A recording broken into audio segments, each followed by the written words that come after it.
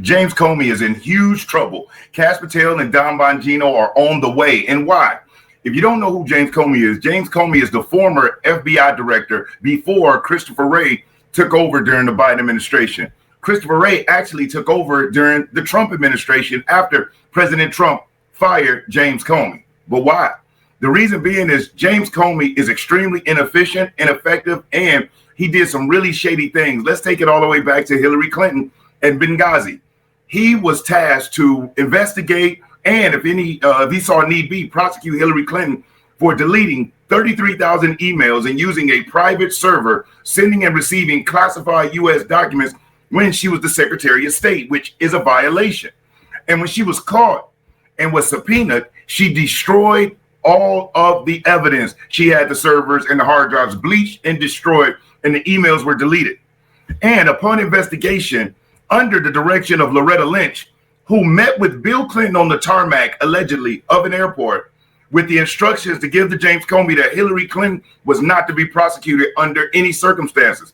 And wouldn't you know, they found that James Comey found that Hillary Clinton didn't intentionally delete 33,000 emails and bleach and destroy her hard drives and servers. Of course, she didn't do that on purpose after getting a subpoena. And so now the reason why Kash Patel and Bongino are going after James Comey is not just Benghazi, but it's because of what he did during the Trump campaign on his 2016 run. You see, President Obama tasked James Comey to spy on the Trump campaign. Trump wasn't lying. They really did it, and there's evidence to prove it. Also, James Comey assigned 2 honeypots. And what a honeypot is, that's a female undercover asset that works for the agency that makes their way to get close to the target to either sexually corrupt this person, get them to create some type of crime that they can be caught up on, or just to relate information back if they're doing different things, and just to have an ear to the ground within that administration. During the Trump administration, James Comey sent 2 undercover honeypots and assigned them to President Trump. Luckily, President Trump was clean above the board, but was unaware that he had 2 agents that had infiltrated his administration. And so Kash Patel did the investigation on what's called the Steele dossier. And the Steele dossier is how we got to the Russia hoax. The Steele dossier was created, and that information that Russia and President Trump, then Donald Trump, was working together to steal the 2016 election from Hillary Clinton.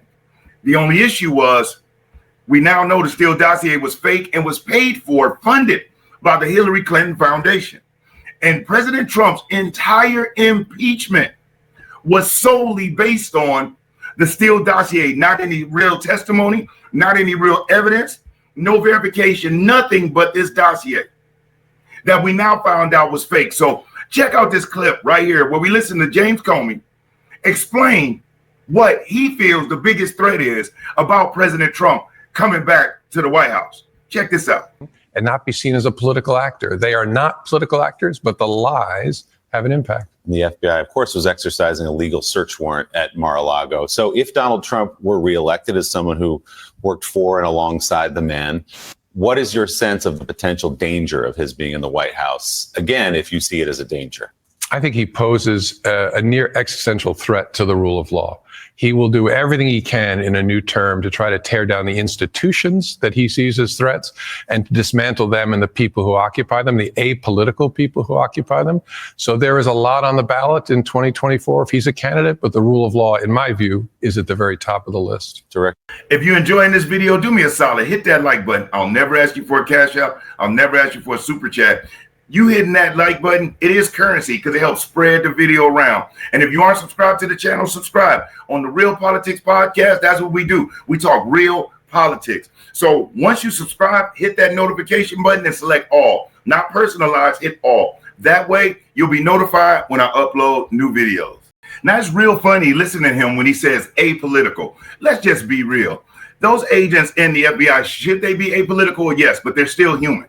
And based on what we saw from James Comey and from former FBI Director Christopher Wray, they were extremely partisan, and they were just extensions of the Biden administration or the Obama administration, rather than being for the United States and being apolitical like James Comey wants us to believe he is, or that Christopher Wray was. Now, in this clip, we're going to listen to him explain the Steele dossier, and listen to the BS. Now, this clip you're going to look at is from 6 years ago, before the lid was pulled off by Kash Patel. Check out this BS that James Comey used as his foundation as to why President Trump was facing impeachment and exactly what that document was to him. Did he feel it was valid? Did he feel it was not valid? Did he do his due diligence? Check this out. So Jane Mayer wrote a very comprehensive piece in the New Yorker about Christopher Steele's dossier and about Christopher Steele. Is he considered reliable according to your sources as an intelligence agent? Yes. What's your assessment of that dossier? How should we consider it? As raw intelligence, as unverified, as rock solid true? What? As it was described to me when it came in, it was raw intelligence, so a series of reports from a credible person with a reliable track record and a known, experienced, and source network in Russia. And so it was something to be taken seriously. It didn't mean that it was all true, but it was to be taken seriously. And its core assertion was corroborated by other intelligence. Its core assertion being the Russians have a campaign going on to interfere in the American election. You got the lucky job. Did you hear that silliness? Now, in this next clip, Kash Patel himself is going to break down and explain exactly what he did and how him and his team was able to uncover and unlock the details behind the Steele dossier, the investigation itself, and leading right back to President Trump, Hillary Clinton, Barack Obama, and James Comey. And please believe, James Comey knows it.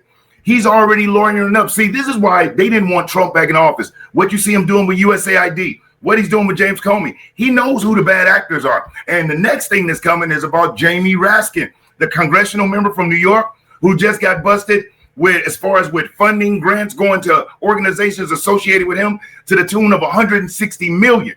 And Jamie Raskin is one of the loudest people out there screaming, stop Trump and Musk and all of this crap and fascists and Hitler and dictator.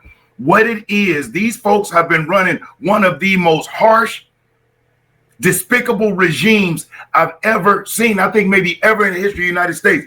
The Biden administration was one of the most corrupt administrations, allegedly. As time will continue to go on and things continue to unfold, I believe what we're seeing with the collapse of the Democrat Party is just the beginning, because it's only been 35, 40 days and the shoes are just beginning to drop and they're already freaking out and panicking. And we just was at USAID and Kash Patel just got into the FBI, but he knows so much because he actually investigated, and his partner Devin. So he knows where the bodies are buried, just like President Trump. He was in before. And when they got him out, which I feel personally, in my opinion, he was robbed in 2020 and it was stolen, because those magical 18, 20 million votes, that many people didn't sit at home. If they hated Trump that bad, they would have really raced to the polls and supported the Democrat Party. That's BS. But they did what they did because they wanted to keep Trump out. Then with all the lawfare, threats of prison, these fake investigations, they just knew. Nancy Pelosi even guaranteed that Trump would never be back in the White House. Why? Because he knows who the bad actors are. He saw who was acting out and talking out while they was bringing the heat on him. And he saw who his allies were. And now he got back to the top seat. And these rats are running scared. So the Steele dossier was out for a couple months. And I looked at it and I was like, there's just no way this thing's accurate. And Devin was like, well, how do we figure that out? And I said, easy. Let's take a couple of quick things that we can readily prove to be accurate just using public sources. Did person X travel to Prague on a certain date? Great, let's go get the airline records. This isn't hard. It's an international trip. He was either there or not. And if he wasn't there, where was he? Because if he was in, say, Montana, we'd go find the people that said he was in Montana, or a credit card statement or a hotel statement. Then for some of the more outrageous and salacious components of it, the name of the hotel that Steele alleged that President Trump had misbehaved, there's no such room in that hotel in Russia, in Moscow. And everybody knew it, from congressional members to senators. As a matter of fact, in this next clip, listen to Senator John Kennedy of Louisiana as he explains to us the FBI, which is supposed to be apolitical, which should be nonpartisan. He's going to explain to us exactly how it got there and who took us to where now the FBI had became politicized and a weapon of the administration for Biden, for Obama, but it got worse under Biden. Check out what Senator Kennedy had to say. But here's where we find ourselves today, and you can put an end to this. for better or worse, either in reality or perception, in modern times, the FBI has been politicized, or at least there's an appearance. It started with Mr. James Comey. He publicly investigated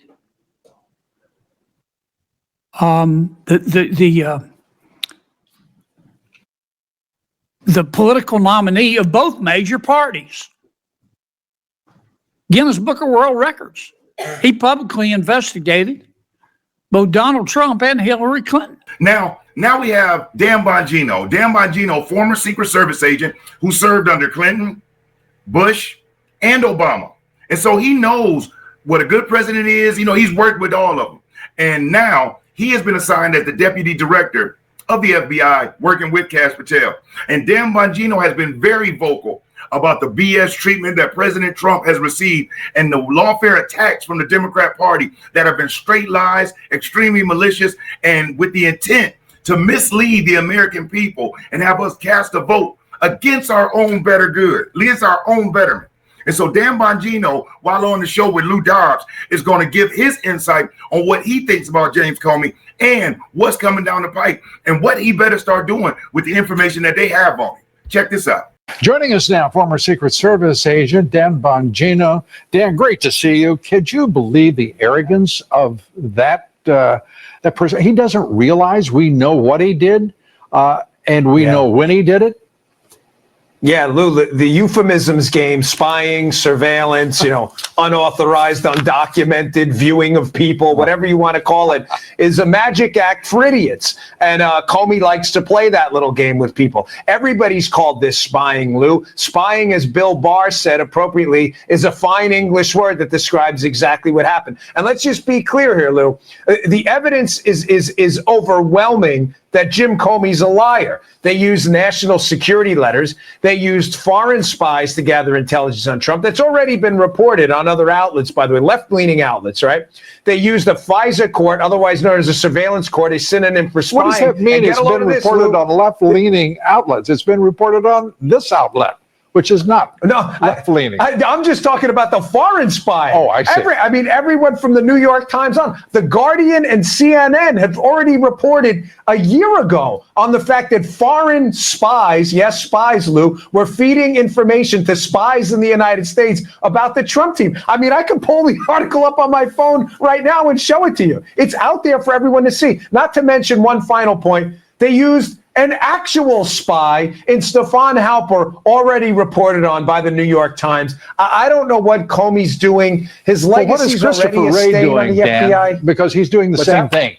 He is sitting there, this nonsense, talking about we investigate, and then you hear Comey parroting all that he said before the committee yesterday. Debating the semantics, the etymology of all of this. These people are out of their minds. Who do they think they're kidding?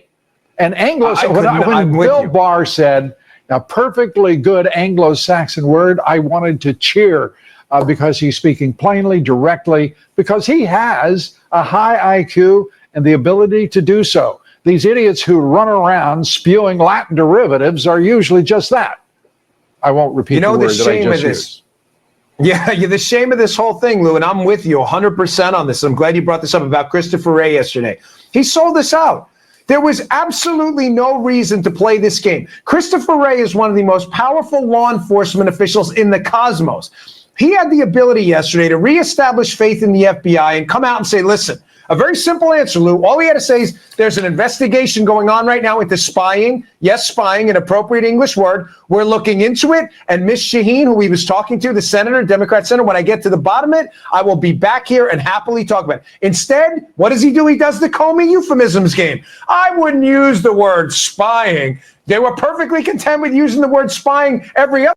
Well, there you have it. And it's just getting started. So be on the lookout because James Comey, he better lawyer up because there's so much evidence, so much proof that not only was he working with the Obamas, but even on top of that, he was withholding information that could have freed an innocent man in General Flynn.